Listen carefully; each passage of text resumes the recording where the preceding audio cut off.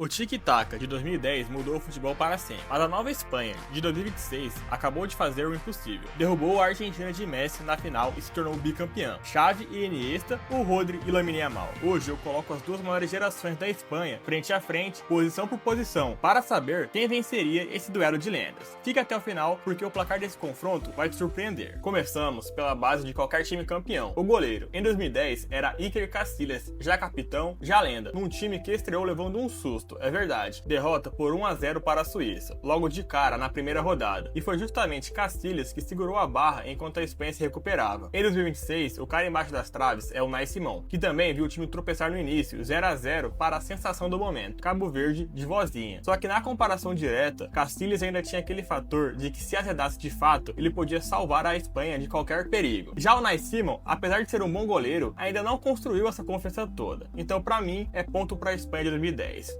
1-0. Mas antes de continuar, deixa o like e se inscreve no canal para não perder nenhuma novidade. Mas vamos pro próximo duelo. Na lateral direita, Sérgio Ramos, em 2010, tinha 24 anos e já era titular absoluto, agressivo, categoria e um pouco de força demais, eu admiro. O cara que carregaria a braçadeira de capitão da Espanha por mais de uma década depois daquilo. Do outro lado, Pedro Porro. Em 2026 é mais moderno, ataca mais no campo adversário e foi decisivo em mais de um jogo do mata-mata. Aqui mesmo, com o peso histórico do Sérgio Ramos daquela época, pra mim, o Pedro Porro foi fundamental na Copa desse ano, e mais decisivo ainda quando o jogo valia muito, como o da França e na final. Aqui, 1-1. Na zaga, a diferença é complicada mesmo. Piqué e Puyol formavam uma dupla de outro mundo, talento de um lado, raça pura do outro. E olha que curiosidade, Puyol jogou aquela Copa praticamente sem menisco, e ainda assim fez uma Copa absurda. Desse lado, deste ano, Cubarsí e Laporte foram muito sólidos, e Cubarsí já é apontado como um dos zagueiros mais promissores do mundo. Em 2010, a Espanha levou apenas 2 gols, e este ano levou apenas 1. Então, pra ser justo, eu vou colocar um de cada. Puyol de 2010 e Cubarsí serão meus escolhidos. Então aqui na contagem fica 2-2. Na lateral esquerda, Capdevila 2010 cumpriu bem o papel, mas nunca foi o nome mais lembrado daquele elenco. Cucurella em 2026 é mais completo taticamente, ofensivo, um dos pilares da construção de jogo espanhola pelo lado esquerdo, e foi essencial contra a França e contra a Argentina. Simplesmente não deixavam ninguém respirar. Aqui é Cucurella com sobra. Então é 3-2 para a seleção de 2026. Agora, o bloco mais importante da Espanha, que é o meio-campo e sempre foi. E olha, eu sei que os fãs do Rodri vão ficar malucos com isso, mas compara os números com atenção. Busquets, Xabi Alonso, Xavi e Iniesta formavam sem exagero um dos melhores meios de campo da história do futebol. Controle total de jogo, passe entre linhas, inteligência coletiva que nenhum outro time tinha na época. E praticamente criaram o que a Espanha desse ano tentou replicar. E sim, em 2006, Rodri é a bola de ouro da Copa, quebrou recordes de passes certos numa única Copa. Fábio Ruiz e Dani Olmo seguraram aquele meio-campo como nenhuma outra seleção, eu concordo, mas o coletivo daquele quarteto de 2010 ainda é praticamente insuperável, porque pra mim, quem criou é sempre mais difícil de quem replicou. Então pra mim aqui é ponto gigante para a Espanha de 2010, e aqui fica 3-3. Vocês concordam comigo ou vocês vão brigar comigo nos comentários? Agora vamos para o ataque. Aqui o duelo empata em qualidade, podemos dizer assim. Pedro e Davi Villa em 2010 formam uma dupla eficiente, nada demais, mas eficiente. Villa como artilheiro, decisivo e matador. Em 26, Lamine Yamal, Alex Baena e Oyarzabal são mais talentosos individualmente, com o Yamal jogando com quase metade da idade que Villa tinha naquela Copa. Só que o detalhe curioso é que em 2026, quem decidiu os jogos mais apertados nem estava no titular. Foi Mikael Merino, saiu do banco para marcar contra Portugal e contra a Bélgica, e Ferran Torres, reserva na final, que fez o gol de título contra a Argentina. Um banco de reservas praticamente ganhando a Copa sozinho, basicamente. Então, individualmente, o ataque de 26 é melhor. Porém, coletivamente e os seus feitos, o de 2010 leva essa. Então, pra mim,